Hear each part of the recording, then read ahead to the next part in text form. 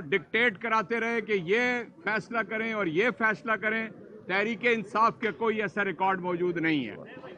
ہم ہمیشہ اس بات کو آپ کے سامنے رکھنا چاہتے ہیں کہ آج تک اس ملک میں لوگ لندن میں تھے، لوگ دبئی میں تھے اور ان کی ضمانت قبل از گرفتاری اور حفاظتی ضمانتیں ہوتی رہیں۔ ہم نے کوئی ایسا کام نہیں کیا، اس لیے وکلاء نے آپ کے سامنے صورتحال بیان کی ہے۔ انشاءاللہ تعالی جو کچھ عدالت کا فیصلہ ہوگا ہم اسے قبول کریں گے اور ان ججز کا ہم احترام کرتے ہیں۔ دیکھیں، بنیادی طور پر عدالتوں کا احترام پاکستان تحریک انصاف کا ایک بنیادی نقطہ ہے۔ نہ صرف ہم احترام کرتے ہیں بلکہ ہر حکم کو ماننے کے لیے تیار ہیں۔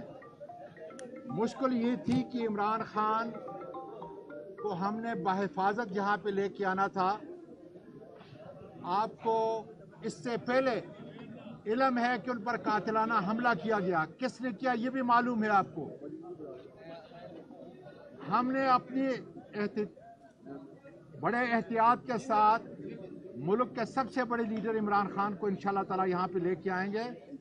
ایک کیس نان پراسیکیوشن میں جا چکا ہے، ہم دوبارہ اپلیکیشن فائل کر رہے ہیں، اور دوسری کورٹ کے اندر جو سنگل بینچ ہے انشاءاللہ وہاں پر منڈے کو جس طرح ہمیں ٹائم دیا ہے، عمران خان خدا کے فضل سے اپنے ورکر کے ساتھ پاکستان کے مستقبل کے لیے، عدالتوں کی آزادی کے لیے اور قانون کی حکمرانی کے لیے خدا کے فضل سے پیش ہوگا۔ Thank you.